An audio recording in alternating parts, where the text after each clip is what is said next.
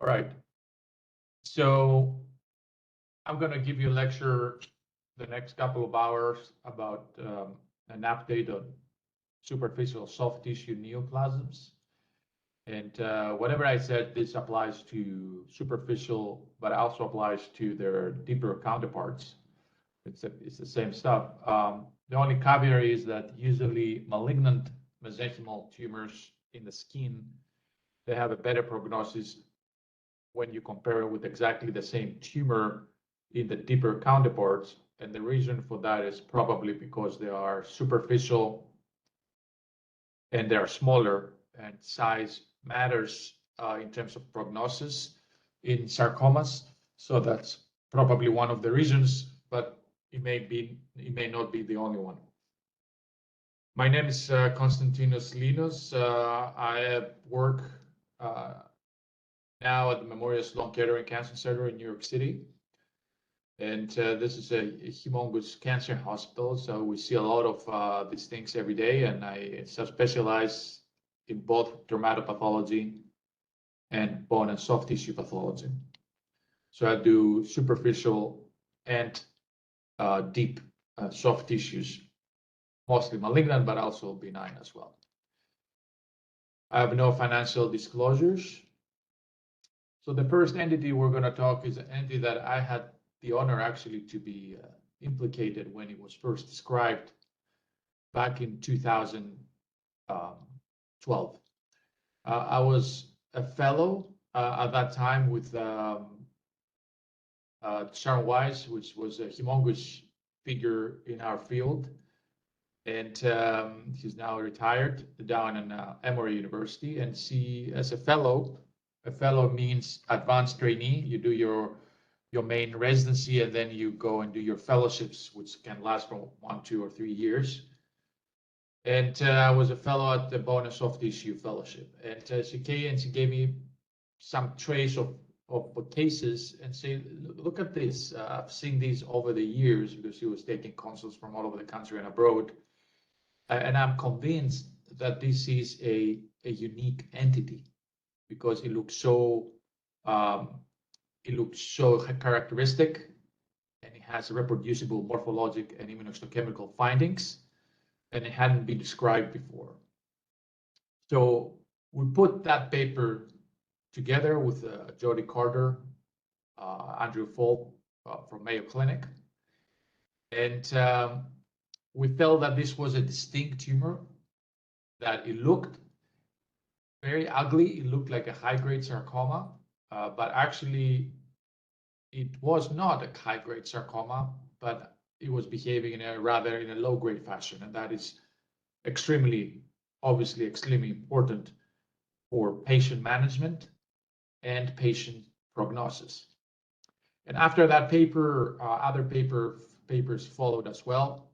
You can see here for a few years in 2017, there was another paper from China, and then many other papers follow after that. So one of the characteristic findings in this tumor, and this is something that dermatologists or plastic surgeons or surgeons that are dealing with skin tumors, is that all of our tumors were superficial. And what I mean by superficial, they were above the fascia.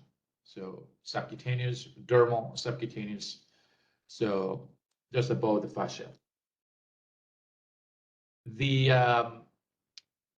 It behaved very well. Most of the people didn't have any disease after many months, except one case that actually developed a local metastasis to the lymph node after 7 years, which is a very common thing that low-grade tumors, mesenchymal tumors, do. The 5-year survival in a low-grade sarcoma, for example, doesn't mean much. Patients are not cured. I mean, that's low-grade tumors can metastasize 5, 10, 15, 20 years, 25. So these people need lifelong follow-up. They're not out of the hook. And this is how it looked like. I don't know how many of you have a relation with pathology, or you just clinicians. But I have to say that the excellent clinicians that I have encountered in my career, they all knew very well pathology. It's an essential, and not to the level, of course, that we practice as a specialized pathologist, but they had an understanding. They knew what we were talking to them, and they could play with that information, and that makes a huge difference. It's between an excellent clinician and an okay clinician. So this is epidermis, this is dermis, and then this is the tumor. It's quite well circumscribed here. Hope you see my arrow. If you don't see it, let me know. It's unencapsulated, meaning it's not surrounded by a capsule, but it's well circumscribed, just pushing the dermis. But if you look a little bit more carefully, it actually was had areas that were more infiltrative, and infiltrative, I mean, the tumor grows into the adipose tissue, where I suppose here is kind of well circumscribed, and it was growing in a short fascicular growth pattern, and the cells, even from this power, you can see they don't look uniform. They had pleomorphism, meaning that some of the nuclei are bigger, as you can see here. Some of the nuclei are smaller, so you can even see that from low power that there is some kind of pleomorphism, and they had quite voluminous eosinophilic cytoplasm. And what I mean by eosinophilic, I mean it was quite pink. And you can see here, so the first thing that you see as a pathologist, that you're not seeing this stuff every day, your knee-jerk reaction is that this is a superficial sarcoma. And the reason I'm saying that is because they look so pleomorphic and ugly that your knee-jerk reaction is, okay, this is a superficial sarcoma, either the tip of the iceberg of a deeper sarcoma that it grows up into the skin, or a superficial sarcoma, like pleomorphic dermasarcoma, etc. Here are more pictures. You can see here that the cells have voluminous eosinophilic cytoplasm. Some of them have a kind of more xanthomatous, clear cytoplasm. The nuclei were very big. They were hyperchromatic. They have irregular nuclear contours. They were xanthomatized cells. So what I mean by that, you see here the cytoplasm doesn't look pink. It looks a little bit more whiter. They had some of them have more clear areas, and it looked very pleomorphic and very sarcoma-like. But one characteristic of this tumor that is consistent is that it's diffusely and strongly positive for CD34. Now, CD34 is not a specific stain at all. It stains not 34, but 340 different things. But usually you see that focally positive, multifocally positive, etc. To see consistently in a tumor a diffuse, strong CD34 positivity is unusual, and is a characteristic of this tumor that actually can be helpful in rendering the correct diagnosis. This is cytokeratin, and cytokeratin is a marker of epithelial lineage, meaning carcinoma when we're talking about malignant tumors of epithelial lineage. But keratin is not only expressed in carcinomas. It can be expressed multifocally or more than multifocally, even in tumors of other lineages, for example, sarcomas. So this tumor had some multifocal positivity for keratin, which actually can be, it can be a clue as well, but not as powerful as the CD34 clue that you may be dealing with this tumor. And of course, raises other differential that we're going to talk about. INI was preserved. INI is an SWI SNF protein. Belongs to this very complex SWI SNF complex that it is composed of 20 plus proteins, and it's a very complex mechanism which just opens the chromatin while the transcription can happen, and then closes the chromatin. And when you have deletions of the gene, the SMARC B1, which is the same with it, which is the gene, and I91 is the protein produced. You can have that deletions or mutations that basically the function, the protein is not transcribed, or then you have loss of I9 nuclear expression, and it has been seen in many different tumors. And one of them is epithelioid sarcoma, which is a dreadful tumor in the skin, especially on the younger individuals, that you don't want to miss because it is very aggressive, and epithelioid sarcoma is also positive for keratin. P53 didn't show any overexpression. So after that paper, a few years passed, and in 2008, this paper came out that describing the so-called PRDM10 rearranged soft tissue tumors. And you can see here that the original diagnosis was undifferentiated pleomorphic sarcoma, low grade, which is what in our series, what many people call this. I told you it looked like sarcoma. One thing that it didn't tell you is you couldn't find a lot of mitosis, so it was not mitotically active.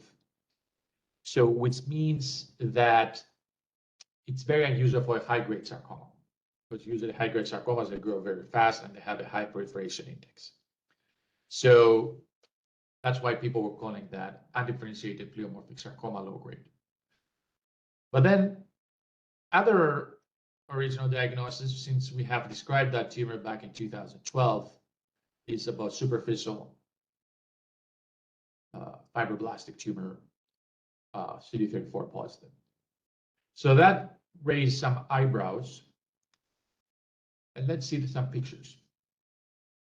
Most of these tumors were also superficial, suprafascial, but some of them were a little bit deeper. So for example, this is subcutaneous tissue that actually, and a little bit subfascial tissue pushing the underlying skeletal muscle. Well circumscribed by pushing. This is epidermis, dermis, subcutaneous, fascia, muscle. But when you look at it closely, it actually has a striking resemblance to the tumors that we described. It has this pleomorphic cells with hyperchromatic, prominent nucleoli, growing in short fascicles, voluminous eosinophilic cytoplasm, interspersed lymphocytes, etc. Plasma cells here. It has a striking resemblance to the tumor that we published. And a decade passed, and people start realizing when we get more data that superficial CD34 positive fibroblastic tumor and the PRDM10 rearranged soft tissue tumors that we described a little bit later have overlapping characteristics, and they actually represent the same entity within a spectrum. So they have overlapping morphological, immunohistochemical, and genetic features. There were strong evidence to suggest that these actually are the same tumor. Now, this is a SNP array, single nucleotide polymorphism, a test that throws thousands of probes to the chromosomes, and it looks for copy number chromosomal alterations. So this is chromosome 1, 2, 3, 4, etc., X, Y. And when there's genomic stability, meaning there is no gain of chromosome parts or there is no loss, then you can see a line here in the middle, and that implies that this tumor is genomically quiet. When you have gain aberrations, you have then amplifications, gains, etc., then you see lines up here. When you have loss of genetic material, you see lines up here. This one is because of the sex. That's why you see the line. This is normal. Now, the sarcomas are being divided broadly to big categories. One of them is the sarcomas that they have as a driver, a fusion-driven sarcomas. And they constitute around 30% of the sarcomas as a whole. And one morphological characteristic of the sarcomas is that they look very uniform. And they look very uniform because the fusion that happened by chance, but it stayed there because it gave an evolutionary advantage to the clonal cell that got this fusion, is enough to give all the hallmarks of cancer. Therefore, that clone to survive and grow, following a beautiful Darwinian evolutionary trajectory and become a tumor. But because that fusion is enough to give you a tumor, basically, the tumor looks very uniform, and also their genetic background looks very quiet. They don't have a lot of aberrations because the fusion is enough to give you a tumor. On the contrary, 70% of the sarcomas are pleomorphic, like pleomorphic and differentiated sarcoma, etc. And they look very ugly. They look like the pictures I showed you before. And I know by looking at the slide that this tumor does not have a quiet genome. So they have a lot of aberrations. They have gains and losses. If you see a pleomorphic sarcoma, it's all over the place. And they usually look pleomorphic morphologically. Now, this sarcoma looked pleomorphic, but it actually had a quiet genome, which is further evidence that this tumor is probably fusion-driven. Because I told you the fusion-driven tumors, they look pretty stable. And the other thing is, it could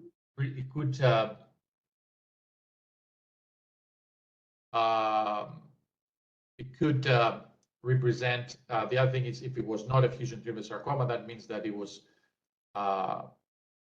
it may not behave in an aggressive fashion. Now, this is CD34. I told you this diffuse strong positivity, wall to wall. And this is very characteristic for this tumor and can be a helpful clue to make the diagnosis. Now, the new stuff, this is molecular data from analysis of thousands of genes.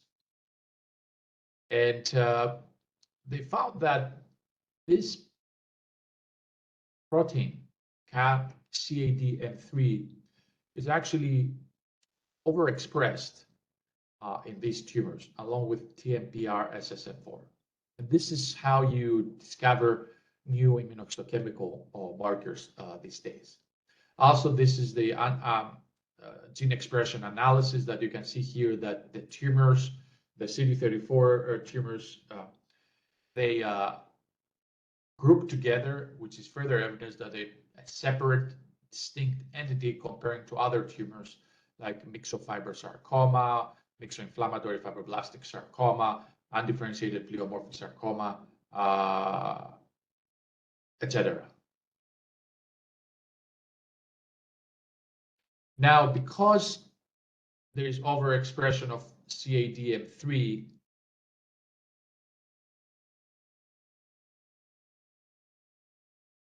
now we can develop an immunohistochemical marker that may be helpful, and actually that's what was done very recently, because CD34, I can tell you, I told you it's very useful, but it's not a very specific stain.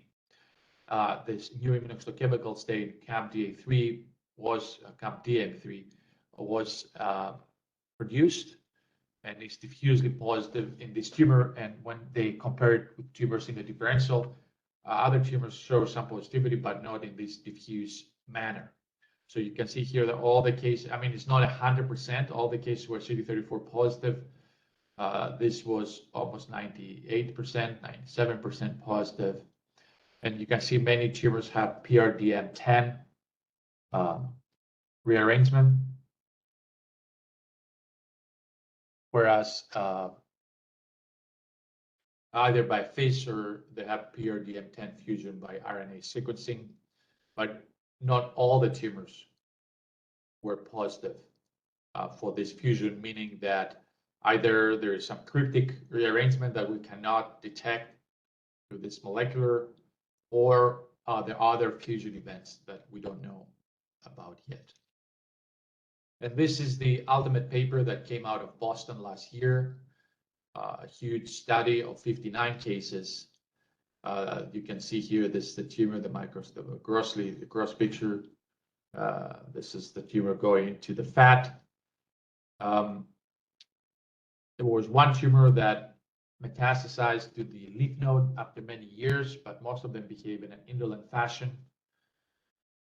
They were positive for COMTA3, and W21 is not a very specific stain, stains a gazillion things, but it's very unusual to see that nuclear positivity in sarcomas, used nuclear expression in sarcomas. That's quite unusual.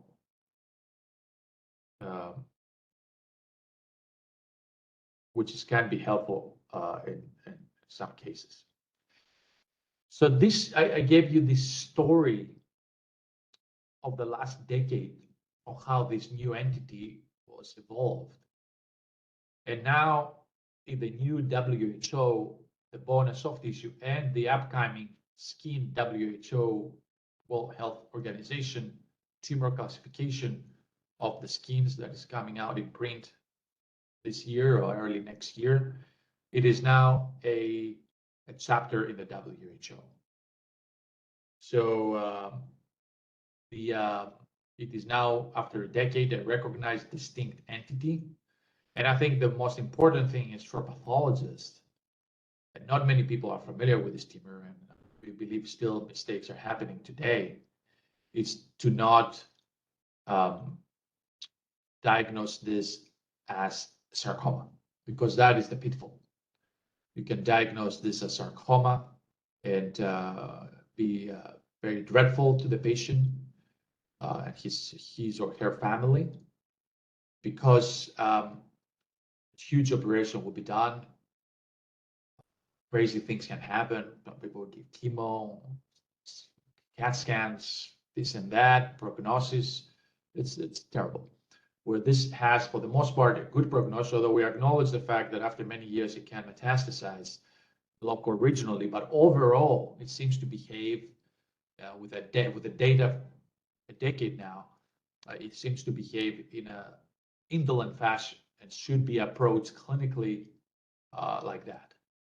I wouldn't say to the patient, oh, this is benign.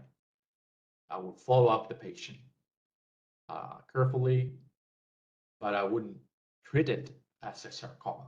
That's basically what I'm saying. Any questions so far? Put it in the chat before I continue.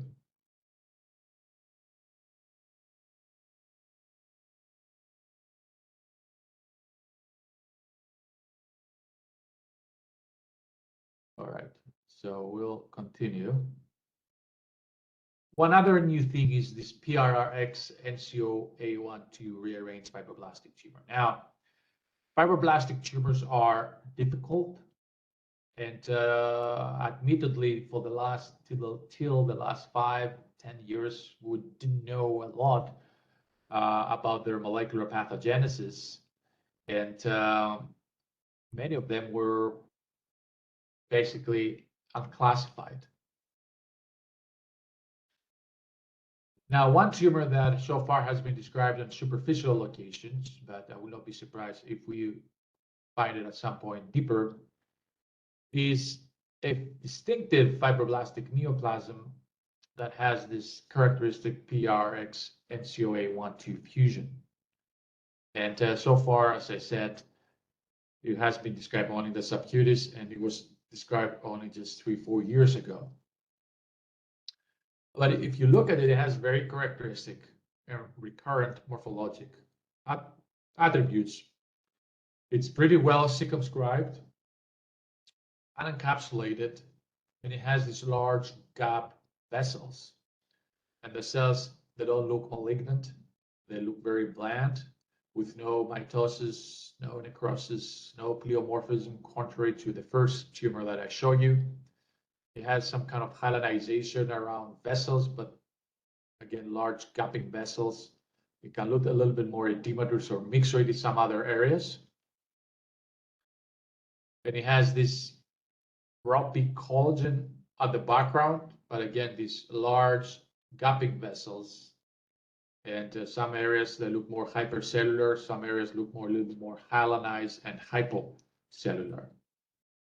And again, you see here that contrary to the previous tumor, the cells look quite uniform, which I told you this may suggest that this is a fusion-driven neoplasm, and they look pretty bland. They don't look polymorphic and ugly. And this is an unsupervised hierarchical from molecular data, and this landed by itself.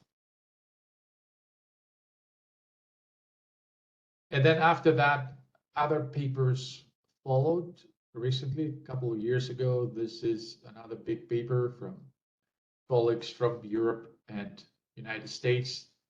All tumors were subcutaneous. And again, this is epidermis. This is a very well circumscribed tumor. And this paper kind of broadened a little bit the histologic characteristic. Again, large gapping vessels, collagen bundles, ropey collagen bundles, hypercellular, hypocellular areas. And some areas look very myxoid. And some other areas, which is one of the differential, which is very important differential, is they had this resembling what we call hyalinized collagen rosettes, which they are characteristically seen in low-grade fibromyxoid sarcoma, which is a diagnosis that you don't want to miss because low-grade fibromyxoid sarcoma can behave in the long term in an aggressive fashion and looks very bland histologically.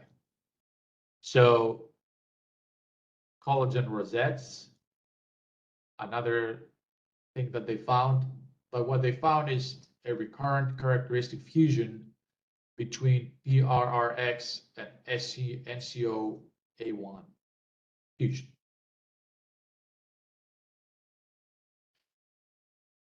So far, all the cases that have been described, they are subcutaneous, which is interesting.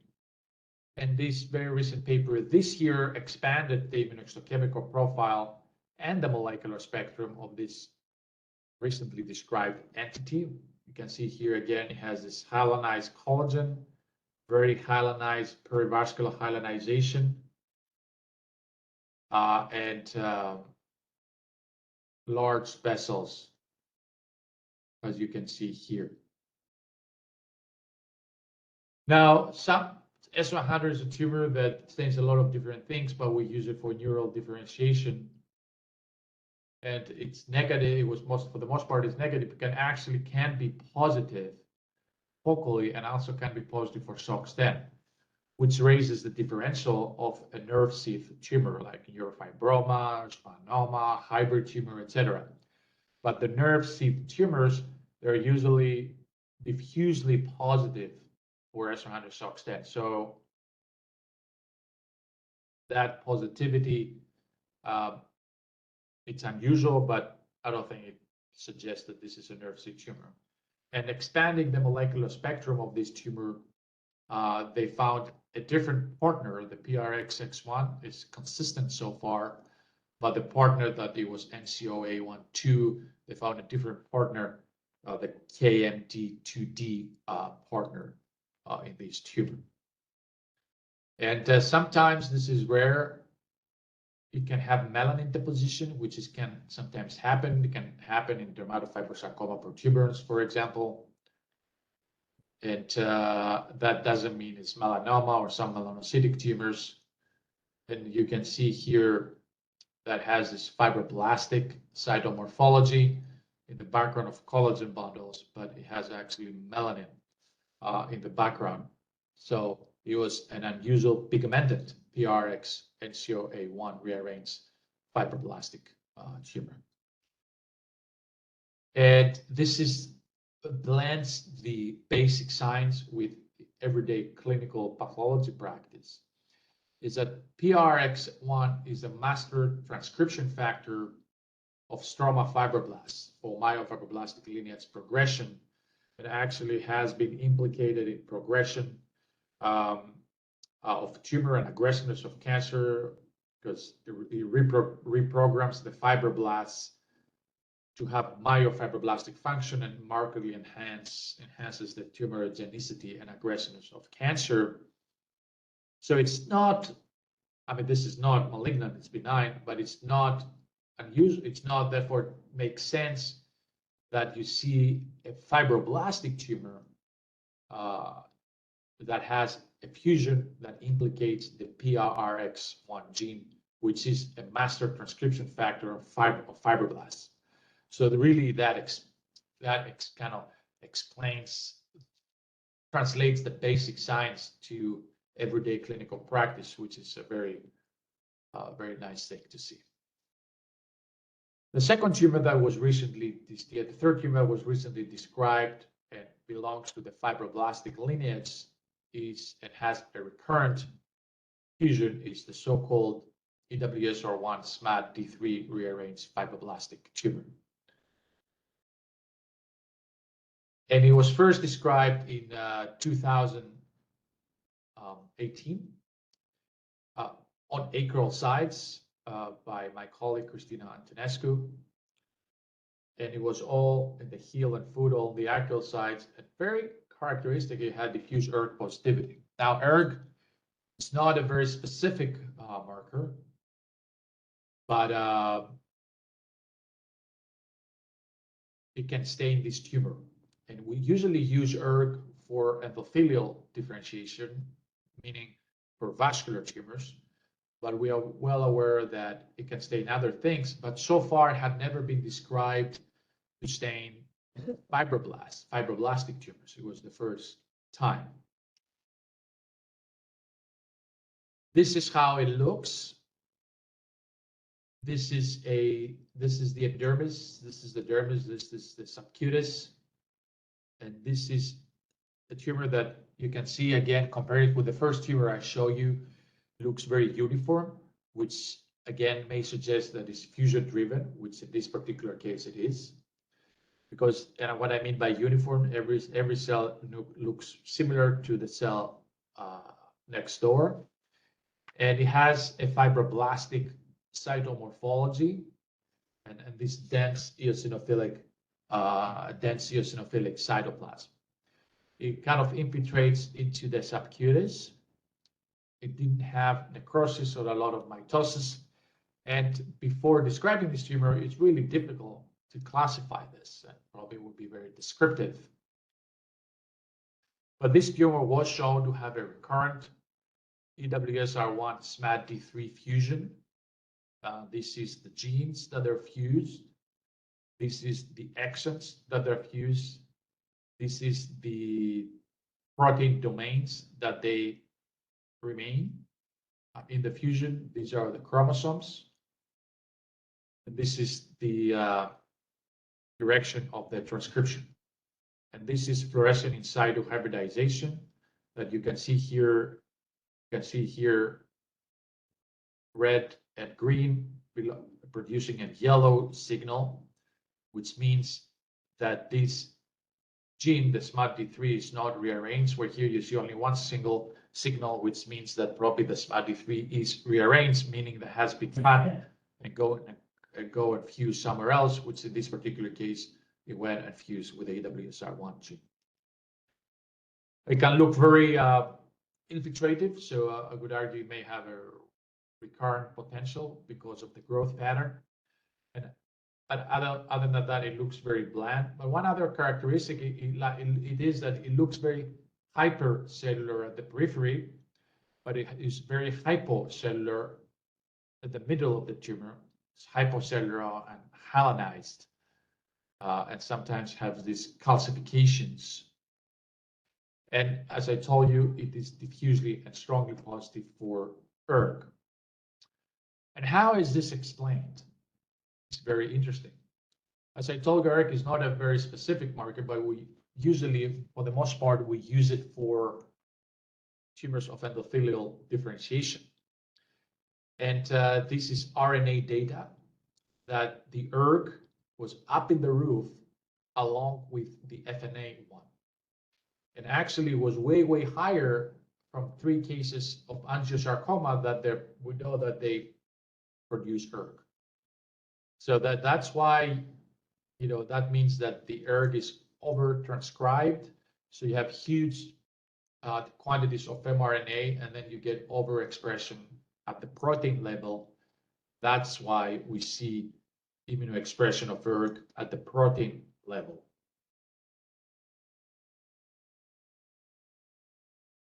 More papers follow up to that. This was a paper a couple of years later that it actually broadened the clinical spectrum of this tumor. It wasn't only the acral sites, it was a tumor in the calf, which is not very surprising.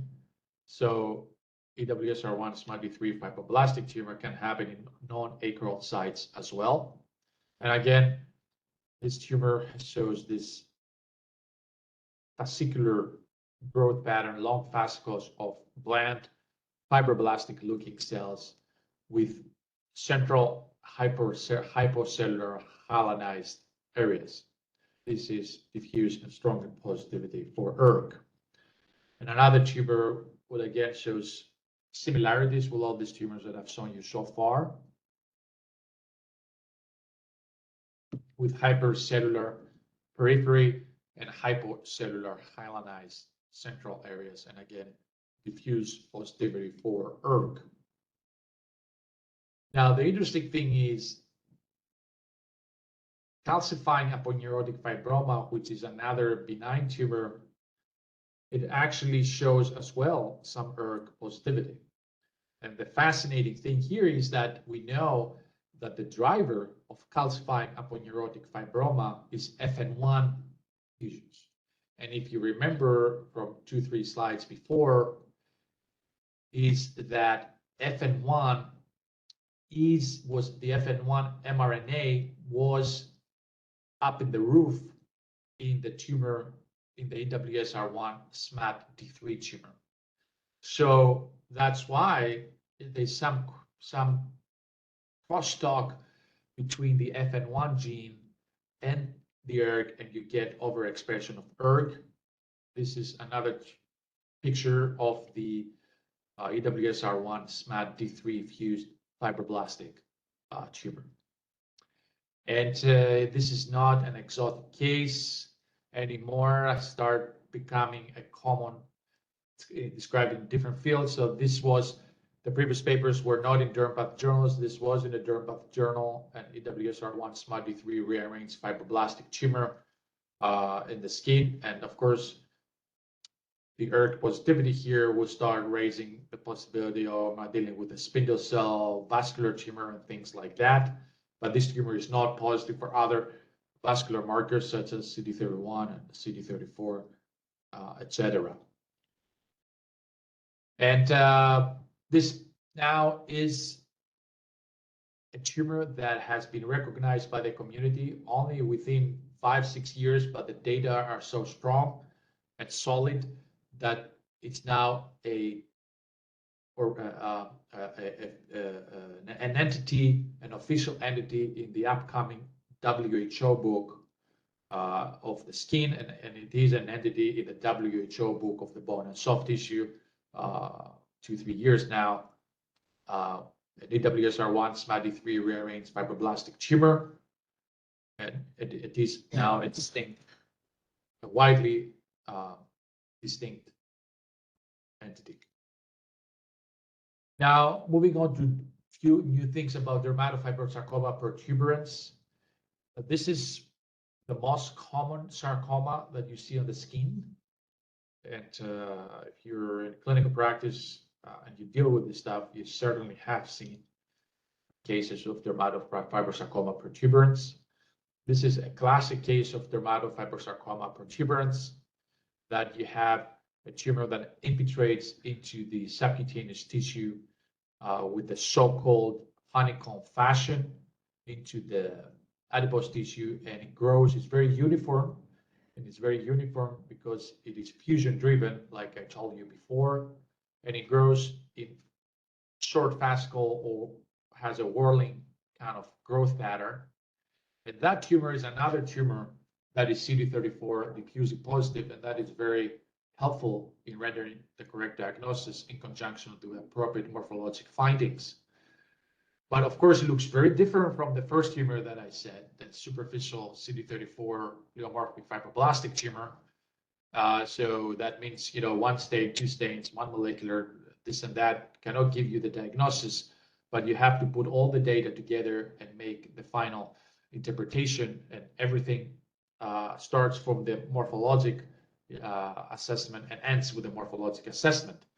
And the reason for that is that the final phenotype, it may have limitations sometimes, but the final phenotype is the end result of many molecular processes or processes at the DNA, RNA level, epigenetic process, etc., that we don't fully understand. We start understanding them, but we don't fully understand. So we cannot underestimate the final phenotype, meaning the morphology, for making the correct diagnosis. Now, this tumor has a recurrent fusion, COL1 A1 PDGFB, that is more than 90% of the cases, and overactivates PDGFB in an autocrine fashion, and that's why you get tumor growth. But it can have various morphologic patterns, and if you have a partial sampling, that could be difficult, or if you don't, then you have to put more sections, because if you have enough tissue, it's almost certain that you're going to find areas that look more characteristic of DFSP, and that will clue you in the diagnosis. Otherwise, it's very difficult, and then molecular may come here and be very helpful, because it can have myoid differentiation. This is myoid nodules. It can have large dilated vessels. It can infiltrate into the skeletal muscle. It can have myxoid changes with arborizing vessels resembling myxoid fibrosarcoma. It can look quite pleomorphic and look hypercellular with degenerative atypia. It can look a little bit epithelioid, or it can look very hypercellular and myxoid, resembling a low-grade myxoid fibrosarcoma or some other low-grade myxoid tumor. Now, very recently, we had cases that they look like dermatofibrosarcoma protuberans, but when you're doing the molecular, they were negative, and that start wondering if people start wondering if this could present different tumors, could be something else. When we were getting negative molecular, there were a few things that could explain that situation. One is because of the limitation of the molecular technique. For example, if the tumor has a cryptic rearrangement, you could get a FISH negative test because the rearrangement is cryptic, and so it's below the test resolution to detect it. Or you could have, or it could be a different tumor, or you could have an alternative gene implicated in the pathogenesis of this tumor that we could not detect with the technique that we're using. And that what has happened in a small percentage of cases. That's what discovered the last 5 years, that there are cases that they have PDGFD rather than PDGFB fusions. But other than that, they look very the same, and they look and the molecular mechanisms, the pathophysiology is the same. Through an autocrine loop function, and through RNA data, they actually, the DFSP with PDGFD, they kind of lump together with the cases with PDGFB and separate from other fusion-driven tumors like infantile fibrosarcoma, low-grade fibromyxoid sarcoma, kinase-driven fusions, and other tumors. So it's the same entity. Now, there have been it has been described a trend. We need more data, but there is a trend. One is that PDGFD fusion TFSPs, they seem to be more common at the chest or breast in women. So if you have a case that looks like DFSP and you do the FIS and it's negative, it may be a PDGFD fusion.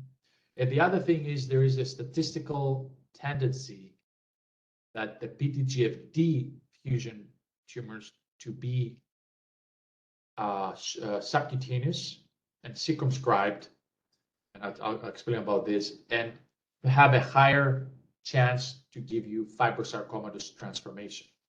Now, I show you that the classic DFSP is the one that has infiltration into the subcutaneous tissue, etc. But there is a small percentage of cases that don't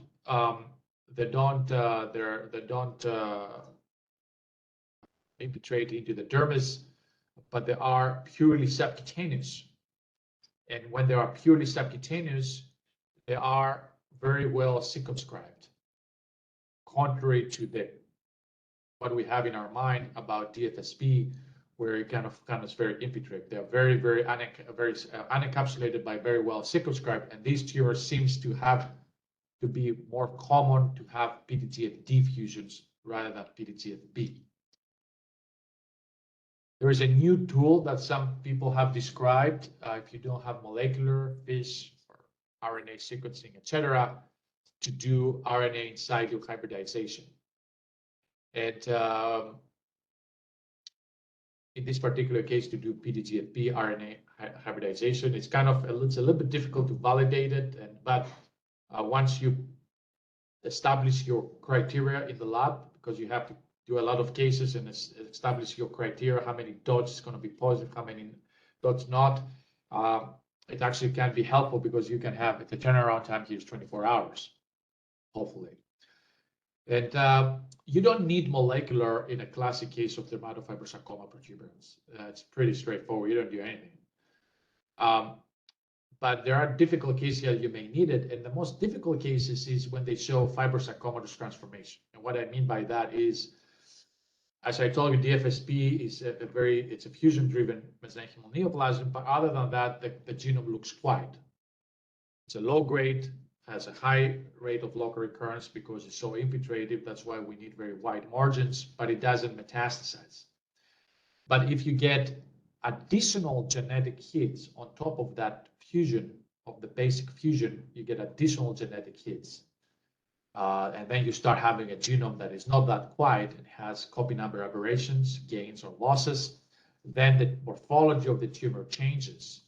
And you get what we call fibrosarcomatous transformation, where you see these long fascicles as opposed to the whirling architecture of the classic DFSP. You get these long fascicles, and this is when the tumor has metastatic potential around 15% because it looks unstable and is more aggressive. And when this tumor has fibrosarcomatous transformation, it retains, of course, the fusion because the fusion is a very early genetic event. It's the primary driver of the tumor. But in addition to other genetic hits that are causing the fibrosarcomatous transformation, you also very commonly get amplification of the fusion gene, because there are ring chromosomes, etc. So you get amplification, and once you get amplification and you do PDGFB RNA inside you're actually going to see a lot of dots because you have amplification of the PDGFB. So it's actually, when you need it most in the fibrosarcomatous transformation, PDGFB RNA is actually even easier to interpret because it looks more red, because you have amplification of the PDGFB, because you have amplification of the fusion itself, along with other genetic hits. Any questions? See, I don't see anything. You can put questions out as I talk, so you don't forget it. Let's move to another very fascinating topic. It's a recent topic, the last 5 years or so, mesenchymal neoplasm with kinase fusions. This is a case I had, which I found very fascinating, and it's a very nice example of how technology can change our job and the oncologist's job and surgeons' jobs, etc. So this case was from 2012, and it's a tumor here that looks malignant, looks very vesicular chromatin pattern, a lot of mitotic figures, and it was going into the fat in a very infiltrative fashion. And the tumor that it would look malignant had a fascicular growth pattern, and the tumor that it was infiltrating into the fat in a honeycomb fashion, it was CD34 positive. So in 2012, this tumor was called fibrosarcomatous DFSP, which was a very, very reasonable diagnosis at that time. The margins were positive, and it was suggested the tumor to be re-excised, but the patient never returned. But the patient returned after a year, and predictably, it had a local recurrence. This was the local recurrence, and this tumor now looks fibrosarcomatous 100%. Long fascicular growth pattern, increased mitotic figures. When you get fibrosarcomatous transformation, commonly, but not necessarily, you lose CD34. So the CD34 was lost. It was called recurrent fibrosarcomatous transformation, DFSP with fibrosarcomatous transformation in 2013. And in 2016, I got this case, which was a groin metastasis. And they thought it was a metastasis from the patient known tumor, didn't have any other tumors. But it looked bizarre to me. It looked a little bit funny. It has this myxoid background, stellate cells. It looked malignant, but I found it unusual. And I wanted, because it hadn't been proven molecularly, I wanted to prove that it was a DFSP. And I did the FISH, it was negative. And I said, okay, it could be cryptic or it could be something else potentially. And so then we did NGS, and we found, to our surprise, at that time, not today, EML4 and TRAC3, which had never been described in the skin at that time in a malignant tumor. It had been described in inflammatory myofibroblastic tumors, and we're wondering, well, could this be an NTRK3 inflammatory myofibroblastic tumor? But it's wrong to try to put everything into a box, because it's hubris, because that implies that our boxes, meaning our current classification, is perfect, and it's not. So I didn't want to call it IMT at that time, since because it didn't look like IMT. So I said, this is malignant, this is NTRK3 driven fusion. We don't know exactly what it is. And then we actually published this, but don't call it fibrosarcomatous DFSP. And that's the most important thing. And we'll discuss why this is of paramount importance. So we said, drop the fibrosarcomatous DFSP. It's not, this is a sarcoma who has this fusion. Now, NTRK fusions, it's the relatively new kid on the block. New kid in 2019 is kind of now a teenager in 2023. NTRK has three genes, NTRK1, NTRK2, and NTRK3, and transcribes TRK, TRKB, and TRKC proteins. And NTRK fusions have been described in many, many different neoplasms, CNS, lung, thyroid, GIST, and in my field, melanomas and various sarcomas. And this is a huge study that was done from my institution, Memorial Sloan Kettering, where we're sequencing, we're molecularly analyzing everything. For the last 10 years, we have sequenced more than 100,000 cases by now. So the data are unreal. And they found that it can range from 0.1% up to 17% or more, depending on the tumor where you're looking. So in 2022, it were 40,000 cases that looked. Now in 2023, we have 100,000 cases database sequence in its long gathering. And it had been described in a benign tumor or locally aggressive from my colleague Cristina Antonescu as a lipofibromatosis-like neural tumor, where this tumor was superficial and it was infiltrated and kind of spindle.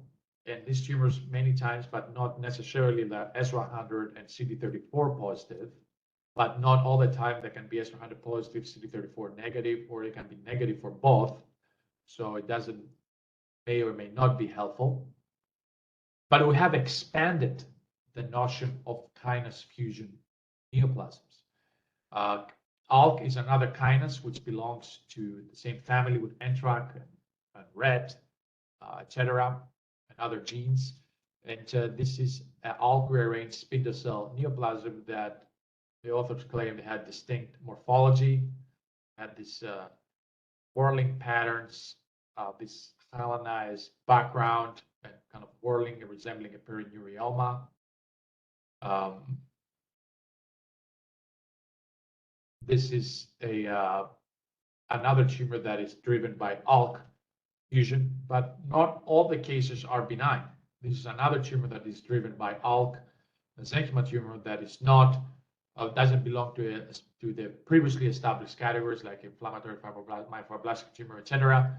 That it actually was behaving in a malignant fashion. Again, it shows this whirling architecture, and it could be CD34 positive, but not always. And this is another kinase-driven mesenchymal neoplasm. So there's an umbrella of these soft tissue tumors with kinase fusions, which can be NTRK, could be ALK, could be RET, could be a lot of different kinase fusion. This is under one category. And these tumors can have a broad spectrum. And so the fusion doesn't define if the tumor is benign or malignant. They can be on the benign spectrum, like lipofibromatosis, like neural tumor, which is locally aggressive but is benign, doesn't metastasize, like this case. Or they can be on the low-grade malignant fashion. They can resemble a low-grade malignant peripheral nerve sheath tumor. Or it can look like a high-grade sarcoma and imitating a high-grade MPNST, malignant peripheral nerve sheath tumor, or infantile fibrosarcoma, etc. One clue which increases the pretest probability a little bit that we may be dealing with a kinase fusion-driven fusion neoplasm is that these tumors can have perivascular hyalinization. And many times are positive for CD34 and S100, which can be a clue, although not necessary. Not always. They're not always positive for S100 and CD34. So people have suggested algorithms how to detect these fusions and when to do it, because not everybody has molecular, but it is extremely important, and I'll explain why it's extremely important. So if the patient is less than 2 years of age and has an infantile fibrosarcoma or congenital mesoblastic nephroma histology in the kidney, which is another tumor that is driven by NTRK fusion, then it is suggested to go directly to FISH, either ETB6 or NTRK3. And if the arrangement is detected, then depending on the situation, you can consider targeted inhibitor therapy. We're going to talk about this. If the FISH is negative and you still think you may be dealing with an NTRK fused, the FISH negative because you have a cryptic translocation, now we have a stain, the pan-TRK, which is not 100% specific, but it can be helpful in the appropriate morphologic context. On the other hand, if you have a tumor that has morphology of a kinase rearranged spindle cell neoplasm, NTRK or other, meaning has an infantile fibrosarcoma-like morphology, has a lipofibromatosis-like morphology, or has a perivascular stroma hyalinization, things that they increase the pretest probability that you may be dealing with an NTRK or a kinase fusion mesenchymal neoplasm, you can screen this case with PAN-TRK. If it's negative, but because your pretest probability is higher, I would say you still need to perform NGS to see if these genes are there. And if it's positive, you can do FISH or you can go to NGS. And why this is hugely important? Because we are actually now in the era of targeted therapy, targeted in quotes, it's not really super targeted, but quite targeted for what we know so far. And there are a lot of drugs. And you can see here, there are drugs for tumors that have NTRK fusions. You can use entrectinib or larotrectinib. And RET is another kinase fusion. You can use selpercatinib, etc., or ALK fusion, MET fusion, cabozantinib, EGFR fused, everlotinib, etc. If you have ABL1, you can use imatinib, use it in CML patients. And of course, we know in melanomas have BRAF mutation, you can use BRAF inhibitors like dabrafenib or vemurafenib. Or if you have mutations down lower, you can use MEK inhibitors like trametinib. So in our tumors, the NTRK inhibitors, such as larotrectinib, actually work very, very well, and it got FDA approved. And they work very, very well morphologically, in a morphologically agnostic way, meaning it doesn't really matter what the pathologists call it, sarcoma or melanoma, whatever. These tumors respond and respond pretty well. And these are the original studies in pediatric cases and in adult cases. And now we get FDA approved. We have FDA approved for larotrectinib, and I'm pretty sure they approved in the European organization. Entrectinib, salitrectinib, and then there are other drugs that they are on the line, like repotrectinib. I'm not even sure if this has been approved by now. And this is, for example, in my case, it was hugely important because if you call it DFSP that it was called in the beginning, the targeted therapy that you use for DFSP is imatinib. It's not here, but it's imatinib that we use for DFSPs because that kind of targets the mechanism that the DFSP grows through the PDGFP activation. But this presumably wouldn't work in an NTRK fused neoplasm that my case ended up to be. But we had tools that they work very well, such as NTRK inhibitors. And in my case, it was imperative because the patient had already metastatic disease. So he had chance to get a targeted therapy and the correct targeted therapy. And in my case, honestly, this was not possible unless you do a molecular analysis of the tumor. And this is now a recognized entity in the bone and soft tissue book that was published two years ago, and now in the upcoming WHO skin book with the name NTRK rearranged spindle cell neoplasm. I don't know why they use this name. It's a very restricted name. It's a pity that they use this name because it's not just NTRK. They actually say here, pathogenesis, you have activation of the MAP kinase signaling that occurs with NTRK, but also other kinase gene fusions like RAF and BRAF and RET and MET and ROS and ALK fusions. So it really is not just an NTRK rearranged spindle cell neoplasm, but a kinase-driven neoplasm. And this can look benign, and like this one, that can be malignant as well, low-grade or high-grade malignant, and you have to see the morphology to make that determination. Any questions so far?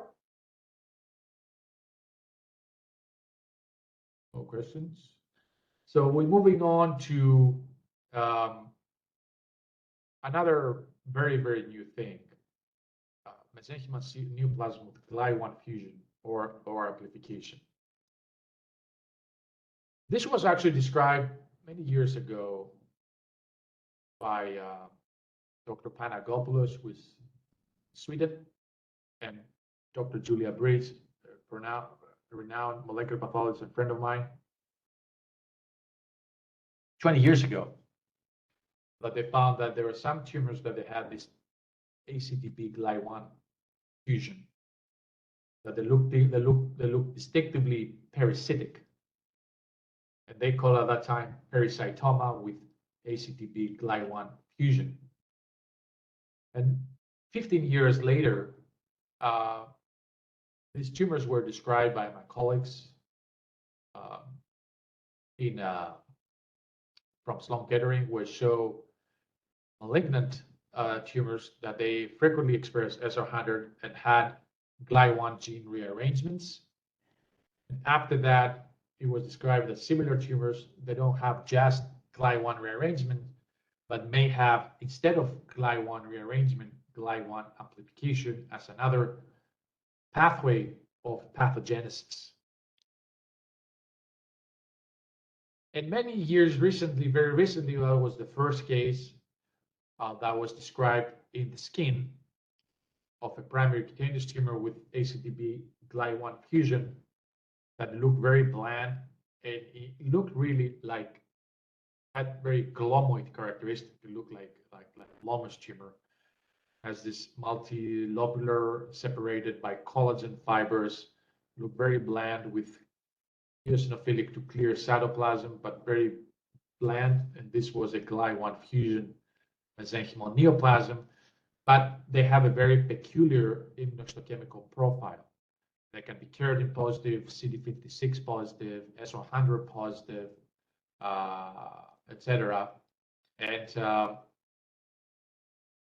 sometimes can be helpful, but sometimes can be very kind of confusing in terms of the right diagnosis. And we expanded that in the skin, and we recently published the superficial GLI1 amplified mesenchymal neoplasms, which reaches the realm of dermatopathology. This was the first case. You can see here was subcutaneous, was unencapsulated, separated by collagen fibers. That it has this characteristic kind of perivascular accentuation, and have clear cytoplasm, has protrusion into the vessels. This is another thing that commonly is seen in these tumors. But it didn't have a fusion, but actually had amplification of the GLI1. Now, it's not just the GLI1 that is amplified, it's the whole area where the GLI1 gene is amplified. And as a consequence, you have amplification of other genes as well, because they reside very close to the GLI1 gene. So you can have amplification of the NAP-B2, STAT6, DDID3, CDK4, and MDM2. MDM2, you don't have amplification all the time. And the reason is because it's quite far away from the GLI1 gene, and the region that is amplified is not always that big, maybe that big. So that's why you don't always get amplification of MDM2, but CDK4 and certainly DDID3, which is next door to GLI1 gene, this DDID3, you always get amplification. And actually, this, although it could seem confusing in the beginning, actually can be very helpful in reaching the correct diagnosis. And it can be helpful because we have stains that we use for other tumors. For example, we use STAT6 for solitary fibrous tumor because they have STAT6 fusions, and we can use it now in a different manner to support the diagnosis of the GLI1 amplified neoplasm, or in the same CDK4. CDK4, we will use it in liposarcomas because they are MDM2 CDK4 amplified, but we can use it here in a different context to support the diagnosis of amplification. But we have now a GLI1 immuno that I think can be very helpful because it's very sensitive and it works in GLI1 fusion, fused, and GLI1 amplified cases. And the other thing, for reasons I'm not going to go in deeper, it's actually overexpressed P16 as well. But this particular tumor, our tumor, although it looked quite bland, it actually metastasized after 14 months. It gave a local metastasis far away from the original tumor, and this particular case was actually more mitotically active and question the notion how benign these tumors are. This was the second case. Again, in echo case, very well circumscribed epithelioid cells with eosinophilic cytoplasm separated by collagen fibers. And there also were STAT6 positive and CDK4 because that region is amplified and showed GLI1 expression as well. And this was a third case that looked more malignant to us. You had this hemangiopericytomatous pattern with its vessels, but the cells look awful. They look higher grade, malignant, atypical mitotic figures. And this was the third case of GLI1 amplification. For the most part, though, these tumors, they look benign, they look bland, and they have, as I told you, a glomoid appearance. And hence, this is a recent paper that they call it distinctive nested glomoid neoplasm. And that should clue you in. If you think about a glomus tumor, but it doesn't quite look like glomus, and it's SMA negative, you can think about a GLI1 amplified or fusion neoplasm. And this was a case that it was amplified, and that's why you show MDM2 expression, and also was S100 and keratin positive. They can have a weird immunohistochemical profile, which can cause confusion if you don't think about this diagnosis. The stain works very well. It's very sensitive and quite specific. And it works, again, in GLI1 amplified and in GLI1 fused tumors.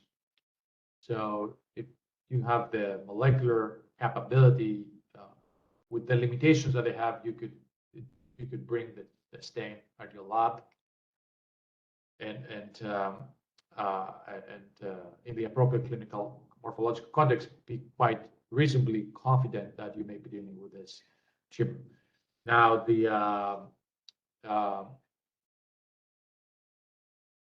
I would urge caution, and I will re-excise these tumors because all these are new, but it seems from the data that most of the tumors, but not 100%, they behave in an indolent fashion. And I would just do a re-excision, get clear margins, and just follow the patient. I wouldn't do anything more than that. Unless it looks obvious as sarcoma, because sarcomas can, obvious malignant tumors, that the tumors that I showed you before, they can actually,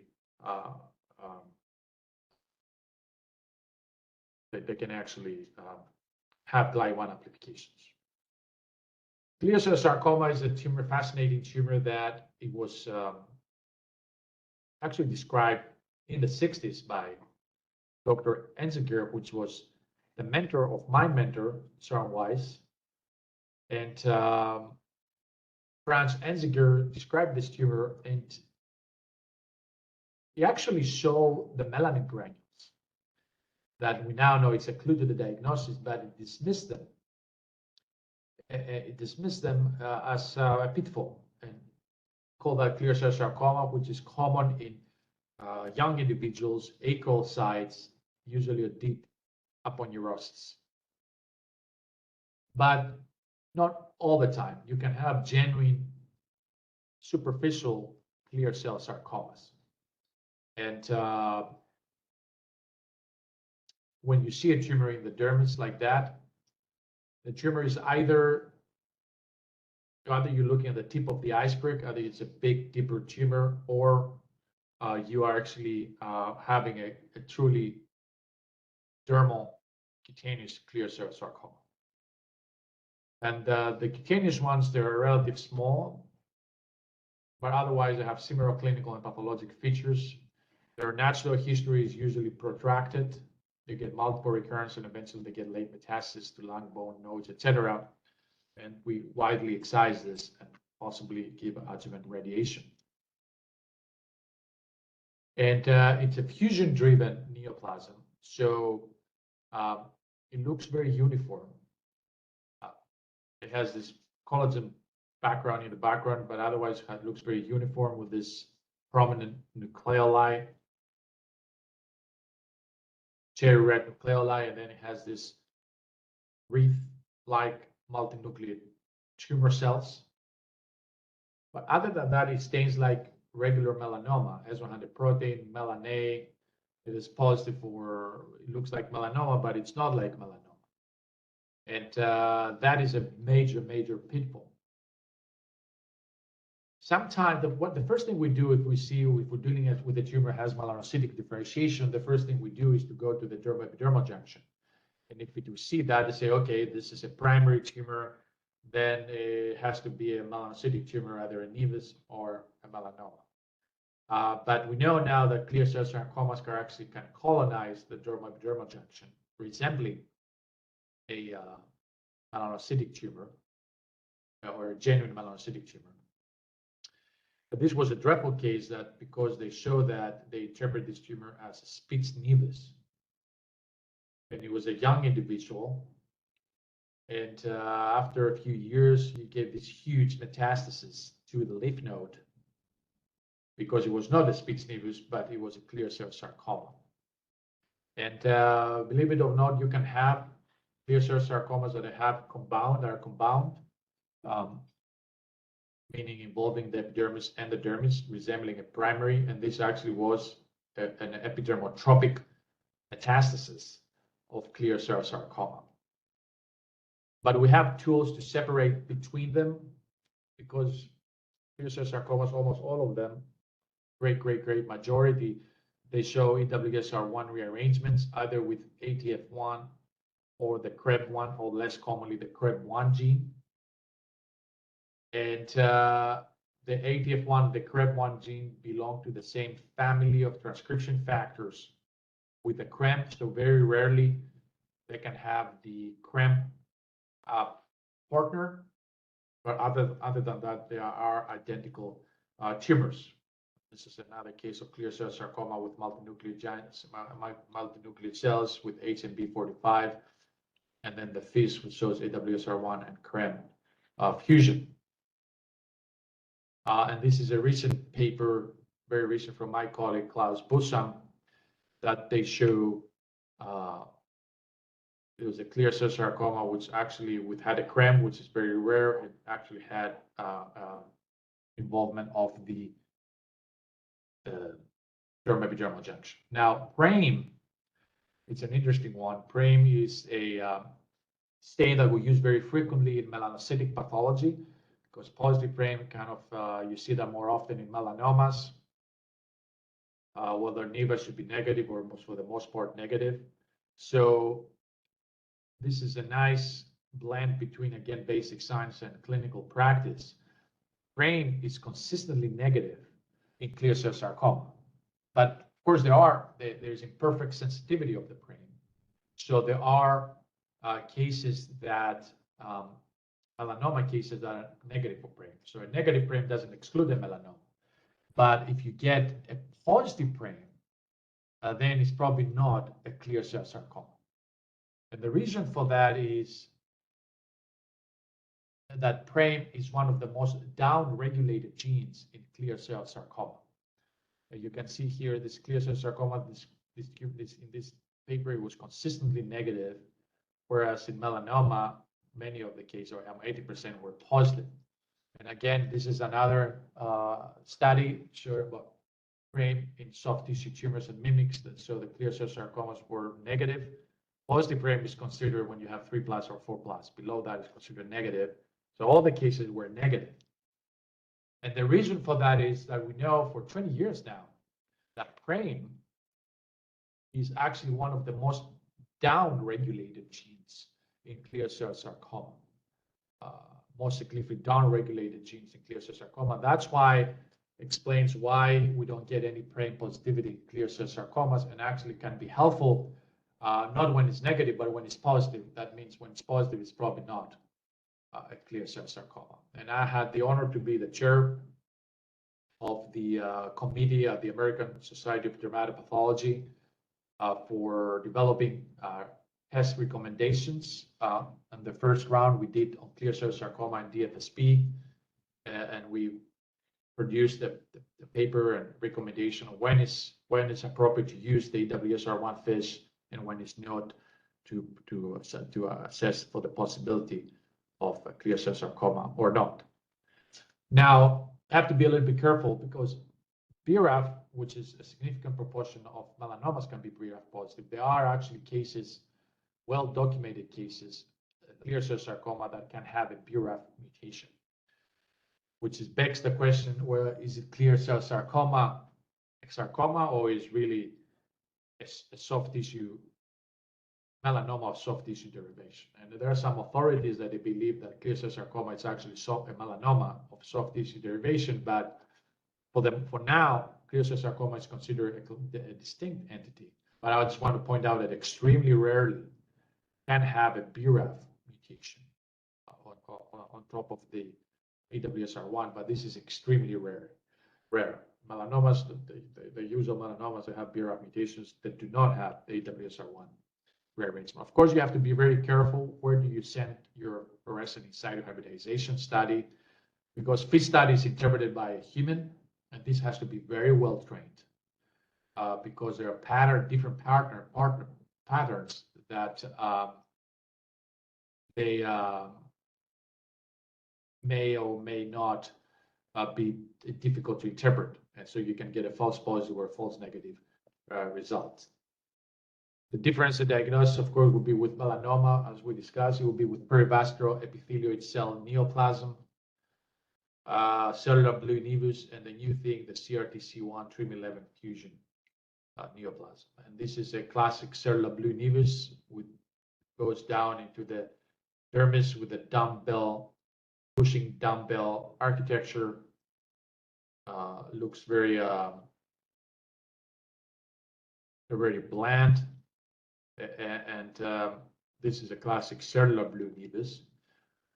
But you can have melanomas arising in the background of cellular blue nevus.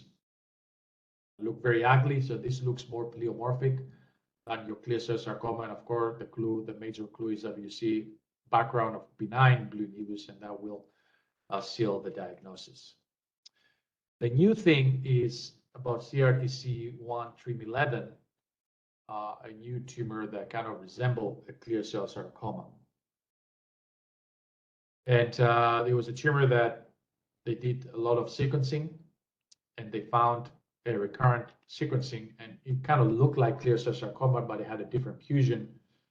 It looks very uniform because it is fusion driven. And as we said before, has prominent nucleoli, and because it was positive for the immunohistochemical stain of TRIM11 because it has TRIM11 fusion, they can look a little bit more pleomorphic than usual, and they are very well circumscribed. And here it has a little bit of fascicular growth pattern. This is the SNP array. Again, it had just gain of 7, but otherwise looks pretty quiet. Which goes with a fusion-driven neoplasm, and didn't have any mutations on the BRAF or NRAS genes. Didn't have any TERT mutations that you see usually in melanomas, and the follow-up was very short. Didn't have any local metastatic evolution, but this was a very short follow-up for the first paper. And of course, things change, and we have figured out that these cases can actually metastasize. This was actually a patient from Africa in France that he had a tumor removed back in Africa, which of course was not tested. I don't recall what it was called, but then it got a metastasis, and then it was sequenced and found that it was CRTC1 TRIM11 fusion. And you can see here it looks very pleomorphic, and it's diffusely SOX10 positive and LNA positive. So if you don't do sequencing on these patients, I mean, sequencing is not widespread in Greece, as far as I know, but you're probably misdiagnosed this case. You're probably going to call it melanoma of unknown primary. What can you do? I mean, you have to have sequencing to here. Otherwise, it's very, very difficult because it looks a little bit pleomorphic. But this was a metastatic CRTC1 TRIM11 use. And I had a case in 2016 that actually, at that time, this tumor hadn't been described in 2016. It was very on the back of an older individual, very well circumscribed. The epithelioid cells, we stain it, and we don't know what it is. I sent it to Klaus, my colleague now at Memorial Sloan Kettering. He didn't know what it is. He showed around. They didn't know what it is. So we sent it out descriptively. And then when I saw this paper, I remember this case, and I said, well, this has to be this tumor. So we sequenced that tumor, and it was a CRTC TRIM11 fusions, which is another testimony to the fact that if the tumor doesn't fit a box, don't put it in a box. And we published. We gathered another case, and we published that. We published that case. And the ultimate case series came last year from Boston, where they have like 41 cases, extraordinary number. Again, most of the these tumors can show necrosis, and they had a polypoid arrangement, but mainly dermal, well circumscribed pushing borders, and they were all SOX10 positive.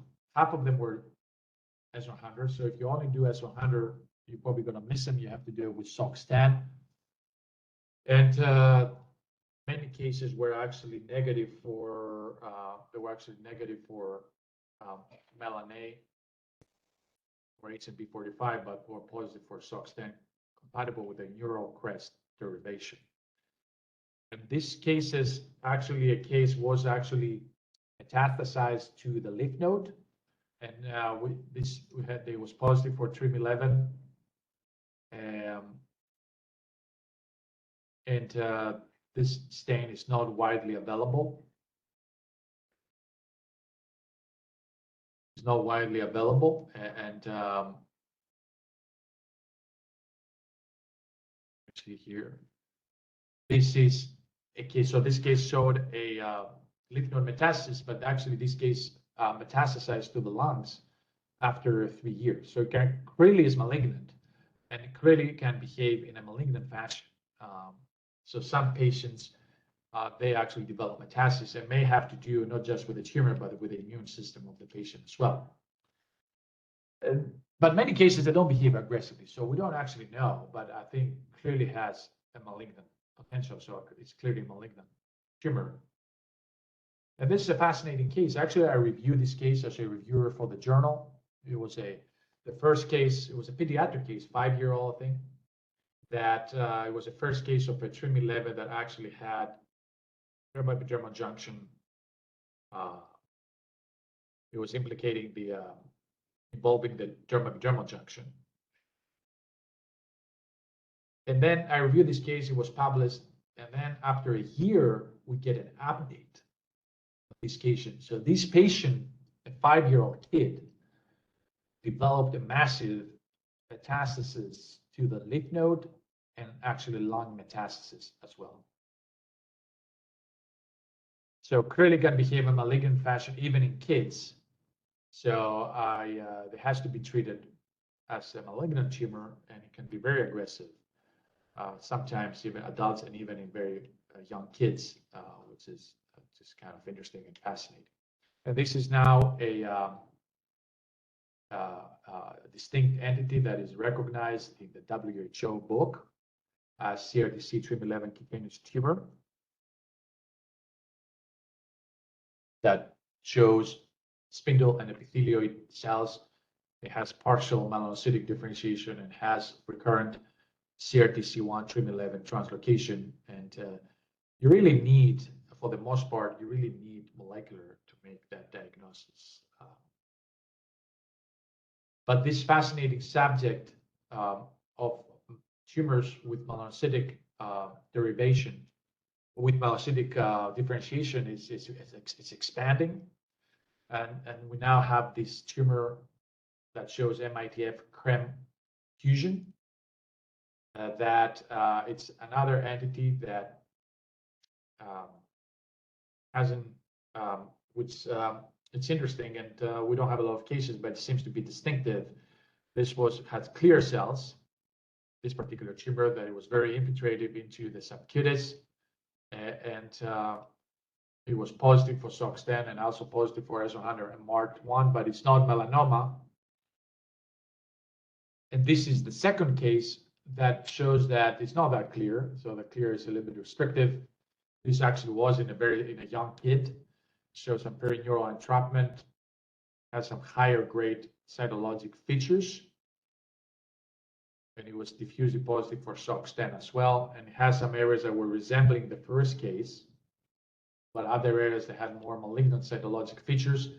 And this is the third case that it was in a 1-year-old kid on the skull that had myelomatosis and high-grade cytomorphologic features, but also happened to have a MITF-CREM fusion, and so far it has behaved in an indolent fashion. And the fusion seems to be, this particular case seems to driven the MITF over transcription. And then the second category is the acting MITF translocation.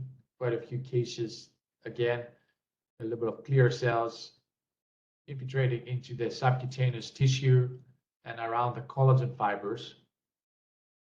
And these cases were, for the most part, S100 positive, but not all of them, but they have a recurrent MITF fusion. And this is now, again, a MITF pathway activated melanocytic tumor that is recognized by the new WHO book. Both of them, either a clear cell tumor with melanocytic differentiation and acting MITF translocation, or a clear cell tumor with melanocytic differentiation and MITF-CREM translocation.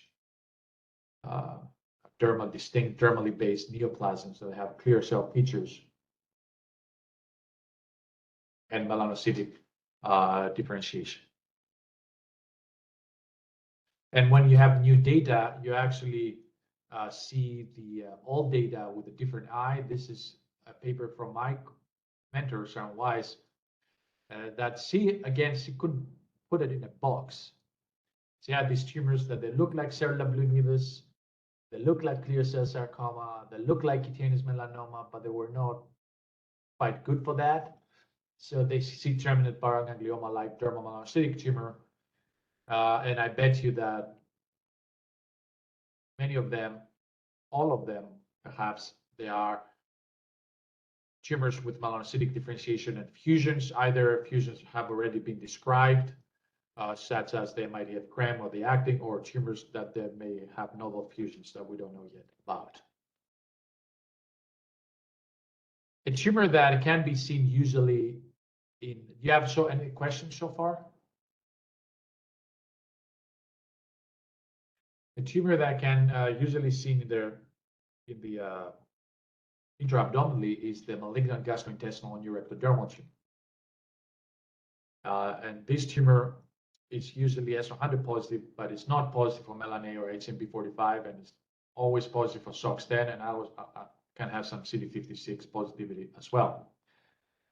And this is usually intra-abdominal, and that's pretty well described. But now, sometimes, extremely rarely, can happen in extraenderic locations, and this is a very recent paper of extraenderic malignant gastrointestinal and neuroectodermal tumor that has otherwise looked very similar to what you see within the intra-retroperitoneal tumors. These epithelioid cells can have pseudo-alveolar pattern, with multinuclear giant cells. And this tumor can also be diffusely positive for SOX10. But under that looks very similar to the one in the retroperitoneal entities. And of course, this tumor has the same fusions that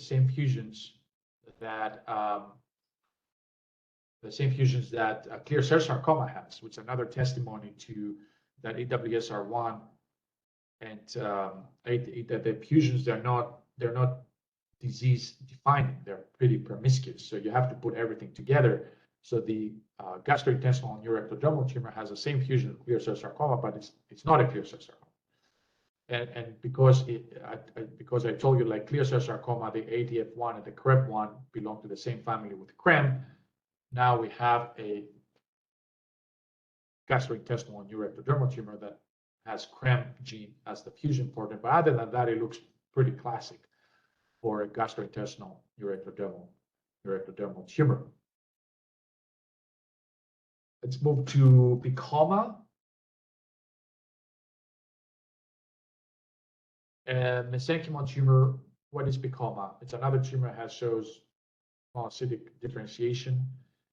It's a distinctive neoplastic cells that does not have any known normal counterpart, and it has this unique neuroactivity for both melanocytic and smooth muscle markers. And there's a group of mesenchymal neoplasms that angiomyolipoma, clear cell sugar tumor of the lung, lymphangioliomyomatosis, clear cell myomelanocytic tumor, etc. They belong under this umbrella. And there are genuine primary cutaneous PICOMAs in the skin. This is another paper that it has a very good discussion about this entity. And how do they look? We're going to show a few pictures, but basically have a very characteristic, has this pink, clear or granular cytoplasm, and it has this arrangements of nest and trabeculae within an arborizing network of delicate capillaries.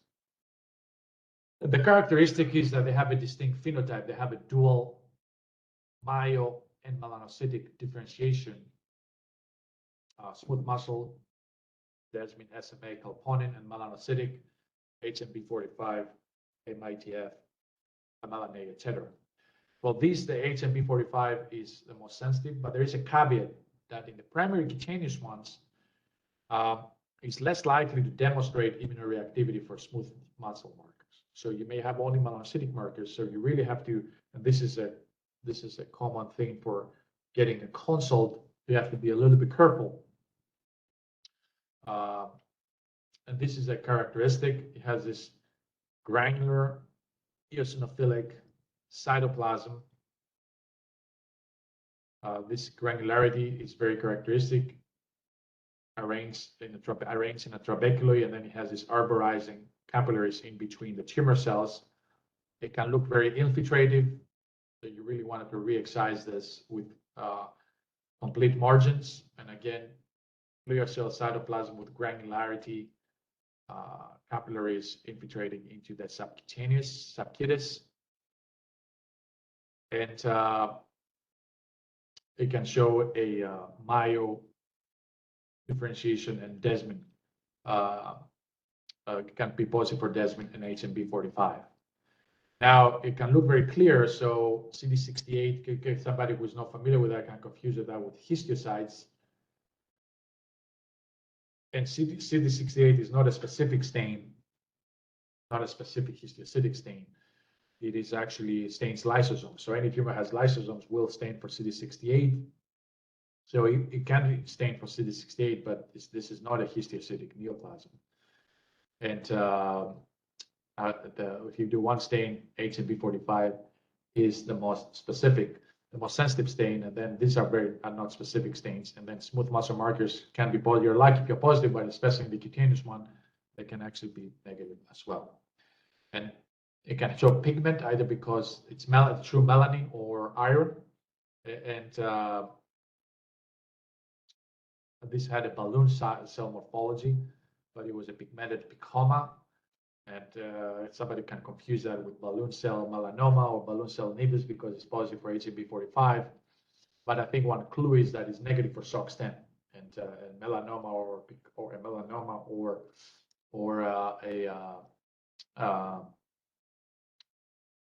nevus would be positive for SOX10. So that is something to clue you in. And CDT can sometimes resemble renal cell carcinoma. You have to be careful. Now we have better tools rather than CD10, which is an old stain. But there are actually malignant picomas. And what about people have looked at PRAME expression, and PRAME expression, which I said we use it for melanocytic, can actually be positive sometimes in picomas, but not all the time. Some picomas are negative, some picomas are positive. And this is a study that they looked at picomas in the gynecological tract, and they found that it's actually can be diffusely positive in a significant number of cases, which doesn't help you because melanomas can be positive, so you have melanocytic markers, but not all of them are positive. Now there's a picoma has very fibrous morphology in the skin, fibroma-like, and that's very important because you may dismiss it for something non-descriptive, etc. But you have to be careful, and they are positive for HMB45 and desmin, but the most important thing is that it happens with patients. So far, they're always happening. Patients have known tuberous sclerosis. So if you have a patient with tuberous sclerosis and you see something that looks a bit fibroma, fibrous, make sure you think about fibroma-like picoma. Or the other way around, if you see a fibroma-like picoma in a patient that hasn't been diagnosed with tuberous sclerosis, you may raise that possibility, so it can be checked out. What do we know about the molecular pathogenesis? Picomas have a dichotomy. There's half of them have TSC2 mutations. A significant percentage of the other half have translocations, with many of them TFP3, and then there's a percentage that we don't know. The differential diagnosis is quite broad. Clear cell melanoma, now with SOX10 positive, and no balloon cell nevus, that we take it out. The same thing with clear cell sarcoma, and also clear cell sarcoma will be positive for S100 diffusely, which we're not going to see a picoma. The so-called dermal clear mesenchymal neoplasm, so nobody knows what this is. And then metastatic clear cell carcinoma can show clear cell features, but it will be positive for keratins and PAX8. But bear in mind that there are some clear cell carcinomas that they show melanocytic differentiation, like the melanotic XP11 translocation renal cell carcinomas. But they also will be positive for PAX8 and keratins. So if you're going to do one panel for picoma, I think that's a reasonable panel: S100, melanA, HMB45, SMA, and DESP. But there are picomas that they look malignant, and with their set of criteria in soft tissue and gynecological picomas, when do we call them malignant? So if they are more than 5 centimeters, infiltrative, have a high nuclear grade, high cellularity, etc. If they meet 2 or more, they call them malignant. If they have 1, certain malignant mutations, and they have none, they behave in an indolent fashion. There are genuine malignant picomas in the skin that have been described, and they can look, it's difficult to diagnose them because they can look like undifferentiated pleomorphic sarcomas. And this was mimicking undifferentiated pleomorphic sarcoma, but it was TSC2 mutated, and it was TFP3 fusion, but it didn't have any amplification of fusion of the TFP3 gene, which shows you that TFP3 immunohistochemistry is not a perfect tool. So there are a handful of cases of malignant picomas, and some of them behave in a malignant fashion. And it actually matters to clinicians clinically, because if you call this a malignant picoma, they may actually give mTOR inhibitors that they may work or may not work, but they wouldn't do that if you call that undifferentiated pleomorphic sarcoma. mTOR inhibitors because of the TSC2 mutations and the activation of the relevant pathway. And this, for example, was a fascinating case.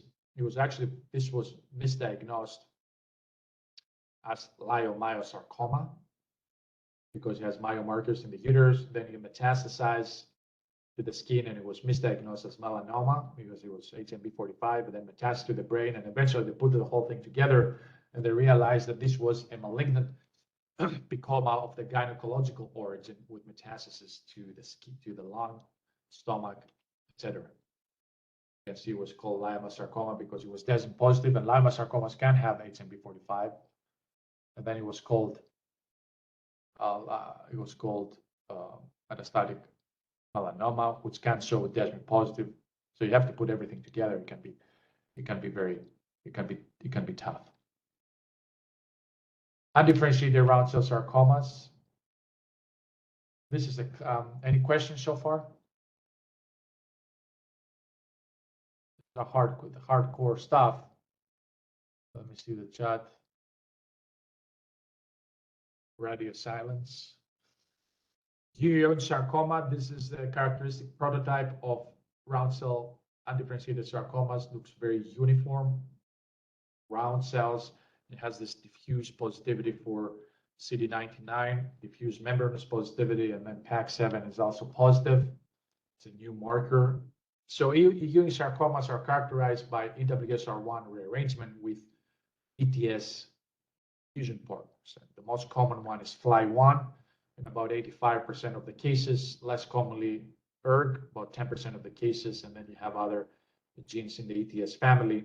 And then you may have EWSR1 with non-ETS partners, which believe now they're separate entities, such as NFA-TC2, FUS, NFA-TC1, etc.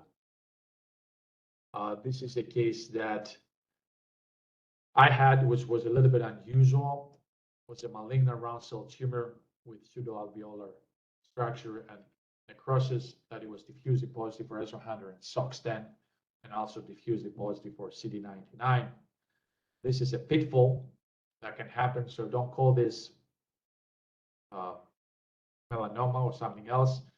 Extremely rarely, Ewing sarcomas can have diffuse S100 and SOX10 positivity. It's actually not common. There are a handful of cases, but it's something to be aware of. And the undifferentiated small round cell sarcoma, other than Ewing, this is the second category. They have round cell morphology, but they lack EWSR1 ETS rearrangements. And they have no other signs of a specific line of differentiation. The most common of them is the CIC rearranged sarcoma, the CIC DAX4. And then you have sarcomas with B-core genetic alterations, and then round cell sarcomas with EWSR1 non-ETS fusion. And the ones where they have CIC rearrangements, the most common is DAX4 or its paralog, DAX4L. And they have a distinct transcriptional signature with poor clinical outcomes. And CIC rearranged sarcomas can also be seen at the superficial location.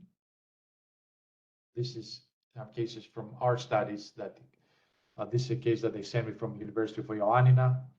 It was a CIC rearranged sarcoma. And then it can look a little bit more spindly as well. Now you can do FISH or targeted, but you have to be aware that these molecular studies have limitations as well.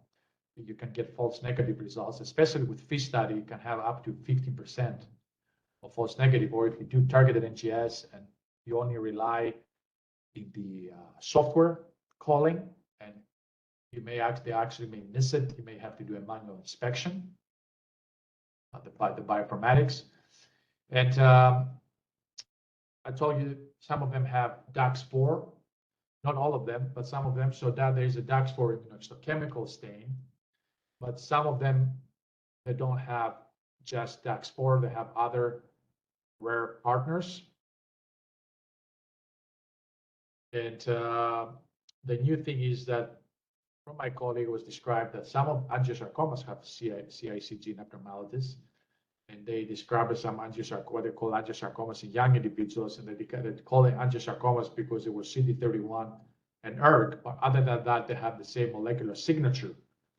And we now believe that actually they're not truly angiosarcomas. They are CIC rearranged sarcoma that they have ERG and CD31 positivity.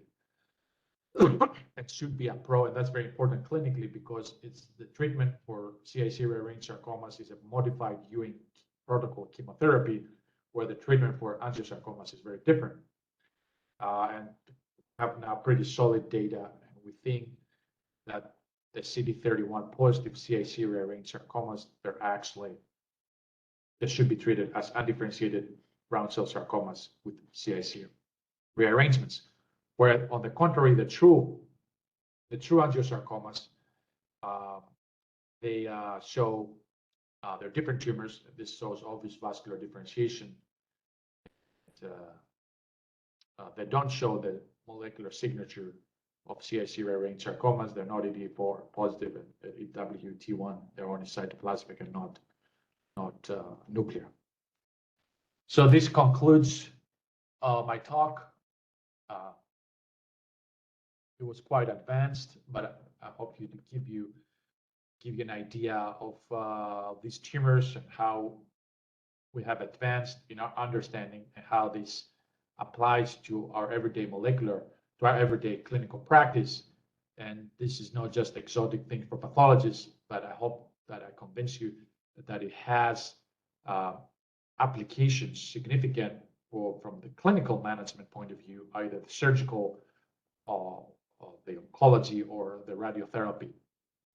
So I hope this it was convincing arguments by presenting all this new data, and this tumor should be approached really in a multidisciplinary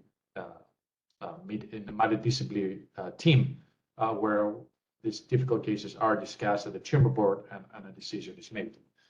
This is my email if you want to contact me. This is my Twitter account, and I put all my lectures at my YouTube channel so you can have access and you can see it.